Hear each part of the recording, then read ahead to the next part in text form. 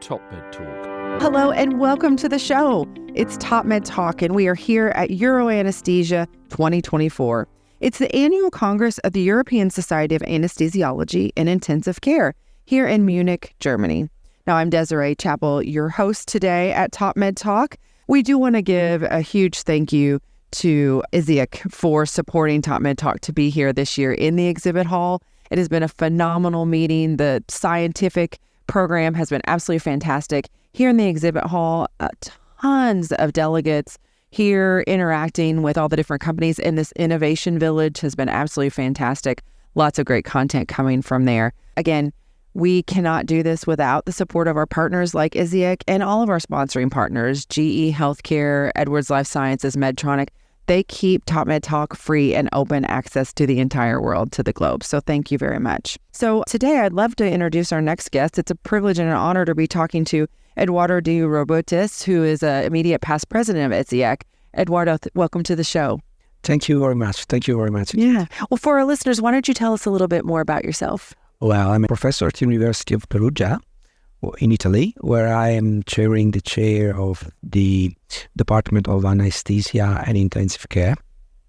It's a huge hospital, and we have a lot of patients, a lot of cases, and a very nice intensive care unit. Yeah. And what are some of your research interests?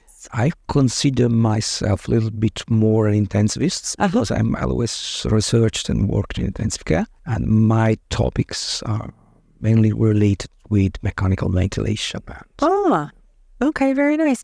And you are just finished, or you have just finished up your presidency? I'm finishing. Yeah, it was a great pleasure and honor for me to be president of this wonderful society. What were some of the things that you're most proud of during your tenure as president? Well, I have the complexity, the burden to take the society in the moment when we were coming out from the pandemic. It was very depressing moment in terms that we lost our ability to networking. That for a society is, I think, main crucial. Crucial, yes. So we had to recover and start to work again face to face and bring the energy back. And I'm proud that I hope that I have succeeded, because I mean the numbers are fantastic, and we have seen over the last 2-3 years an increasing interest in bringing together knowledge and exchange ideas. And so the numbers have been increased. So we have done a lot of work, and we have also started to move in a different direction in the sense that we really felt the necessity to approach the new challenges that we have, all of us have as a human being and as professionals, and this is the sustainability. That's why we really felt the necessity to start this project, and it was a wonderful journey. I would say that we have just started this, and there are wonderful committed people, and Patricio is brightly leading the commission on sustainability, and he has succeeded to really to offer to all of us a wonderful job that has already given us fruits. Yes. So we have made the first step, and now we can run. Perfect segue and introduction to our next guest, Patricio Gonzalez. Patricio, welcome to the show. Thank you very much, and thanks, Eduardo, for your kind words. Well, I'm a pediatric anesthesiologist myself, working in La Paz Children's Hospital in Madrid, Spain. I also chair now the Sustainability Committee at ESAIC. Yes. Why don't you tell us a little bit more about the Sustainability Committee? Is it fairly new, or has it been around for a little while but just taken a different direction? Tell us more. No, it started, I would say, at least 6-7 years ago. It was Pierre Bardalejo from the French Society of Anesthesia and also from ESAIC. We started it together with Stefan de Hert, and then we had some other pastors like Luca Brazzi, and now it's my turn. So it's been a while since, and actually I happened to be here because I was in the Congress in Vienna, in Euroanesthesia some years ago. I saw there was a sustainability in anesthesia. What's that about? It sounded so weird to me. I went there and it was mind-blowing. It's like, really, I found so many interesting things. I felt really appealed by the topic, and since then I've been connecting to ESAIC and learning so many things, and that's why I'm here. Yeah, that is one thing I have taken away from the society and the work that you've done at the previous meetings. There really has been a focus on sustainability. You can see that where, within the exhibit hall, the plenaries, I think there was an opening plenary session on sustainability, or there have been several. Let's talk about when we say sustainability in anesthesia and critical care, how would you define that? What are we talking about in our space? Well, it's a great question, right? With sustainability is a word that we listen every single day. It's still even annoying. Sustainability again, right? It can be felt like that. Yeah. And that's important because it's getting repeated so often that we need to create a common standard of words. Or what are we talking about? To us, clinicians and anesthesiologists, sustainability has two main subtopics we need to think about. One is adaptation to climate change. So how is the climate changing going to and affecting us right now? What new diseases we should be prepared to face, like in intensive care? Should we invest in more time to learn on heat strokes, on new zoonosis, on new or more patients coming from pulmonary complications? So we need to invest our time in probably on malaria, for instance, so that we are not used to dealing with malaria, and perhaps in Europe we might start facing these kind of diseases that we are not properly trained. And so those are things that we need to think about, also from food and water distortions that we are not facing right now and we might be seeing in the upcoming years.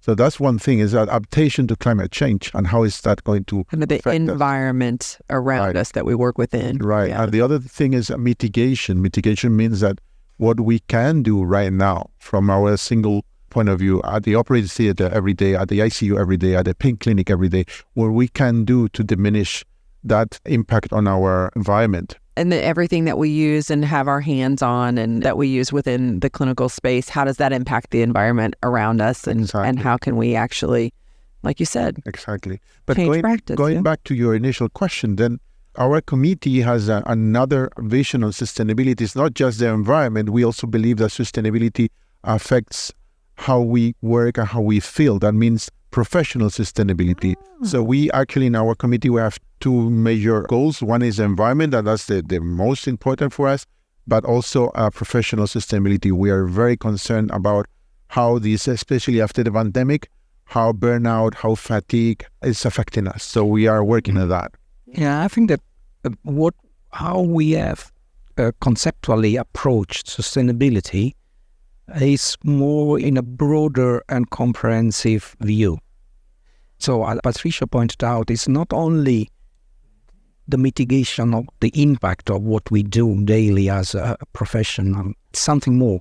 It's much more, and should also be viewed under what we can call the One Health approach, because, we are living in an environment in which now we cannot anymore separate. Everything is linked. Yes. It's connected. Yes. I don't know if it's good or not. It's the reality that now everything is connected. So we cannot, diseases that have been not known to us. Yes. They will be our next challenge. And so we cannot deny, we cannot look at that problems. And so this is the broader view of sustainability that we want to, first of all, we want to bring awareness. Because at the moment, I think that not all anesthesiologists are aware of all these aspects. You don't know what your own impact is. We have to change mind. Yes. This is the most complex aspects. And so the roadmap we have foreseen is just to start with with the Glasgow Declaration. It was just a moment to start with, but then step by step recommendations, because we need to bring to our colleagues some tools, something to do with mitigation aspects of our profession, and then they are working on wonderful educational aspects and so on, packages, because we need to bring education. We have to change mind, and we have to think differently. The mindset should be changed. And I think this is the role of the society, of international societies, as the ESAIC. Yeah. Well, Patricia, just as you said, it wasn't until you went to a lecture about sustainability that you had that aha moment and you felt compelled to actually probably change your own practice and then start helping to spread the word, yeah? Exactly. Was in a congress exactly like this one. And you can also feel that when you have these sustainability lectures that right now they are packed. There are people sitting on the floors, there are people standing. It's raising awareness, which what Eduardo just said is our main goal from the Sustainability Committee, to keep raising awareness. But you can see that we are succeeding after these so many years from previous colleagues doing this work before. We are succeeding in raising awareness. Still a lot of work to do, but we are getting there slightly, but we are getting there. And then you can meet people that they would say, "Oh, I listen to you," or I listen to the talks that were held in Glasgow or they were held in Milano. And since then, I've been working on this and that, and now I'm leading in my own hospital. I'm leading a transformation. So I say, congratulations, and we need to hear about you because we need to all connect these success stories. So ESAIC is a wonderful platform to do networking, to connect passionate individuals that probably are isolated in their own institution. That when you come to these kind of meetings, you meet so many people that are like you, that share passions. And this is a perfect, and not just to learn, but to connect people. Yes. So it's one of the unique, one of the beauties of these congresses, Euroanesthesia, is to connect and meet people that share your same passions, and then you can actually feel the impact that we might have, right? So what is ESAIC doing to really promote sustainability outside of their meeting? What is amazing is that the concept of sustainability is so interesting for all. I mean, our partners were really happy when we started this project because everywhere in the world, I mean, all industries, they are dealing with these aspects. And so for them, it's also very important to have the backup of a scientific society that can give some advice. And sustainability is also in the political programs. In Europe, they are very much, it's much sensitive. So it was the moment. We really feel that everybody, as Patricio pointed out, is very eager to have news, to have data, to receive advice on how to better behave. Great. And I'm very happy also of the situation we are living in these days here in Munich, because the Congress it's a wonderful moment to exchange these ideas. And I have to correct to you because you are a little bit more than 5,000. Oh, yeah. I mean, because if you consider all the partners, the industries that are around us now, we are much more. Yeah, absolutely. And going back to the initial question, we probably the listeners don't know, but last year in Glasgow, we announced the Glasgow Declaration of Sustainability. It's really important because it's the second time in ESAIC history that there's a institutional declaration. The first one is very well known, is by everybody, the Helsinki Declaration on Patient Safety. And this is the second one many years afterwards. And this is the backbone of the sustainability vision of our society. Stemming from this declaration will come and have already come different documents like the consensus document on perioperative sustainability, which comes with a very, very down-to-earth, concrete recommendations that we can do every single day at our work. And of course, we cannot achieve all of them. They are more than 90. Yeah, it's aspirational. Right. So yes, I encourage all listeners to go to our website, download free the document, and see which of these 90 recommendations they apply to them. Maybe just 4 or 5, but if you can apply 4 or 5 every day, then you're making a big change. Yeah, and the great news is you probably are doing some of those. Absolutely. And then let's look at some other things that we can integrate that are probably, as we say in the U.S., I don't know if this translates, low-hanging fruit. That's easy to pick. You know, that it's like, oh, let's pick a couple of those. And then you do those and you start to feel the momentum of like, we can do this and that we can build more sustainability into our practice, my practice. I think that's absolutely fantastic. So it's ESAIC.org is the website. So if you want more information, I'm sure that it is, well, I know that it is. I've looked at it myself. It's there that you can find all this information. That's absolutely fantastic. Well, while we're here, let's talk a little bit about what's happening at the meeting and some of the focus that is going towards sustainability. In the exhibit hall, you know, we've talked a lot about how do we keep exhibit halls sustainable. And I know that's something that you're all working on. Why don't you tell us a little bit more about that? I mean, apart from the scientific program, for some symposiums, some Yeah, great lectures and conversations. Was focalized on sustainability. We have this year the Innovation Village. Yeah. Near our booth. Yeah, love it. I can see it right here. Yeah. In which the words were sustainability, connectivity, and neurosciences. And in those space, there have been amazing discussion over these years and these days, and it was always full. So this also is a perception about how interesting is the topic. So it's a continuous exchange of experience, of knowledge, and this is the beauty to be together here. Yeah, it's packed. We see it. We see it all the time. Yeah. And if I'm not mistaken, please correct me if I'm wrong. Some of the staging, some of the things that you see there, and then those are reusable. I feel like we've seen those in the past. That was our policy since several, because we have our boots, for instance. Yes. The ESAIC boot is in wood. Yeah, and we developed that in Milano. So it was my first congress. I remember. And so we are reusing it every year.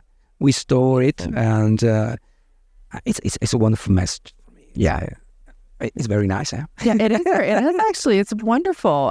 It is very nice, and it's very recognizable, and you can see that this is a true effort towards what the society is doing. So that's absolutely fantastic. Anything else that you wanted to mention that's happening that we didn't talk about today about sustainability? Well, we doubled the number of lectures on sustainability along the years, and they were actually one of the challenges of this committee is that it's transversal. We need to work with very many other committees within the scientific committee and on others. And for instance, patient safety was doing a pro-con on patient safety and sustainability was absolutely packed.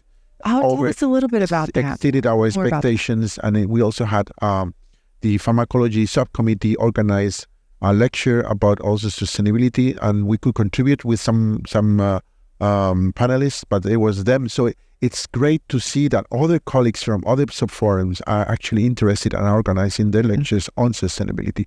And going to patient safety was really fun. It was the chair of the patient safety committee was doing one side, and then one of the members of our committee was doing the other side, and there was interesting discussion there. Yeah, it was really fun to see, and the passions you felt there was some passion over there, and it was really fun. I encourage you to see them if you can offline. Yeah, it's one of those lectures that was recorded. Yeah. Yes, that's great. To be able to really infuse sustainability in all that you do, and I think that's great that it's like every committee that you have, it's like, how are we ensuring that this committee is always having this and thinking about how they do what they do in a sustainable way? That's great as well. That's really important. I want just to add something to what Patricio was saying. Our work is transversal in a sense that for us, sustainability, it's very important. But as a scientific society in anesthesiology and intensive care, our main aim is to offer high quality care and patient safety. And what I have to say is that it's possible to offer high quality care and safety in a sustainable way. So the efforts of the society is to stress the concept of sustainability and to work on all the measures that can be taken to offer high quality care in a sustainable way. That's why, the work is a transversal work. Yeah. And this is important. This is the most important message that we cannot speak in terms of sustainability and reduce the quality of care. No, we have offer high quality of care in a sustainable way. And in fact, if you think about it, it improves the quality of care. It's not just sustaining the care itself, but when you start doing these things and using different types of products or thinking about the environment, it's better for everybody. So it actually improves everything that we're delivering. Absolutely. I couldn't stress more than what Eduardo just said. Patient safety, which is paramount for us. I couldn't say that louder. It's paramount for us. It's not competing, or sustainability is not a competing agenda with patient safety. On the contrary, they work in a synergic point of view. And you can be sustainable, and then by being sustainable, you are probably enhancing most of the time patient safety. So we need to change the paradigm that there's a conflict of interest. On the contrary, it goes towards the patient and then also towards our planet. I love it. Synergy. That's what it is. Patients needs safety and needs to live in a good world. Well, gentlemen, this has been a fascinating conversation. Thank you so much. Thank you for all you do and committing, because we know that everything is extra and we all have to do our day jobs, right? So everything that you're doing here for the Committee on Sustainability and your leadership within the organization is fantastic. Thank you to you. Yeah. Cheers to you both. Thank you very much for the invitation. And thanks so much for listening to TopMedTalk. You know you can find us at TopMedTalk.com. We're on your favorite social media platform. We are on your favorite podcatcher. We're also on YouTube. If you've caught this through YouTube, please give us a thumbs up. Subscribe to our YouTube channel. Every little bit helps to keep TopMedTalk free and open access so everyone around the world can hear these wonderful conversations just like the one today. So thank you. Thanks so much. Cheers. TopMedTalk. Thanks for downloading TopMedTalk. Don't forget to subscribe. Check us out on YouTube and, of course, on social media. We're on Instagram, Facebook and X. Also, it's important to remember that TopMedTalk is the broadcasting arm of EdPOM, evidence-based perioperative medicine. We'd love you to find out more about that, and the way to do that is edpom.org. Check out our website and find out about some of the incredible conferences we're going to be arranging across the year. edpom.org.